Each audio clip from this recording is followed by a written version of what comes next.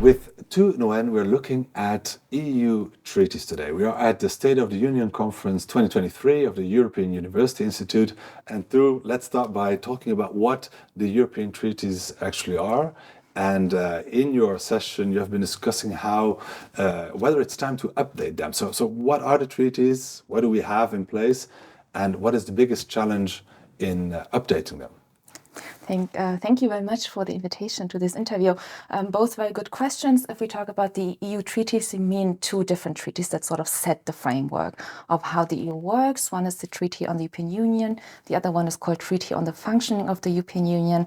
And they have been in place since 2009. And we normally call it the Treaty of Lisbon because it was signed in Lisbon. More than a decade ago now. And basically what they do is they set out the framework, the institutions, the competences of the European Union. So who can do what? What can the EU do? What can the member states do? Which institutions are involved? So really the basic framework of how the EU functions. And there has been now the debate on whether or not we need to update them because it's been a long time, almost 15 years. And I would say the main challenges are two, really. One is the question of what do we want to change?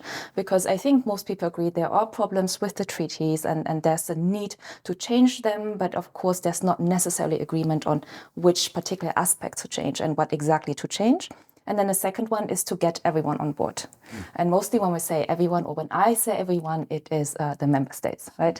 Because in order to change the treaties, what we need is agreement among all member states to amend them. And that is not necessarily very easy to get, and particularly not because there's very different interests involved. So it could be that a member state would be in agreement with certain changes, but not others. So that, I would say, is the main challenge. Yeah. If we look at the opportunities that such an update would offer, what are the kind of areas that EU member states could agree on to update? What opportunities do you see? I would say there's two opportunities and necessities, really. I think they go hand in hand. One is really looking back since the Treaty of Lisbon, the EU has been facing a multitude of crises, right? We had the financial crisis, we had the pandemic, migration, now a war, a growing emergency, a climate emergency. So there's really the question of how do we make the EU more efficient, strengthen its capacity to act, but also to make it more democratic. And then the other question is relating to the question of enlargement, right? So with the war in Ukraine, there's a new commitment to enlargement. So there's also this necessity, but also an opportunity to make the EU enlargement ready, because of course an EU with 30 plus member states will not function the same as an EU with 27 member states. So I think the opportunity is really to make it more efficient in its decision-making structures, to increase its democratic legitimacy, but also, for example, to enforce rule of law better, and then make the institutions ready for a bigger EU.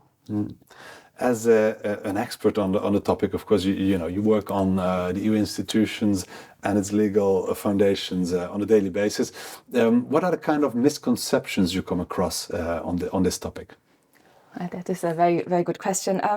I think many, but I would say the main misconception that I often see, in particular in capitals, is this notion that Brussels decides, right? So there's something coming from Brussels, laws coming from Brussels, or more competences to Brussels, and then I always wonder who is Brussels? Because like I said in the beginning, there's very little we can do without the member states, not just treaty changes, but generally if we want to do EU policy making or EU policy or change priorities in the EU, it goes through the capitals. We can't really do anything without national governments. So I would say the biggest misconception is this notion of Brussels, even though decisions are really aligned between Brussels and all of the national capitals in the European Union.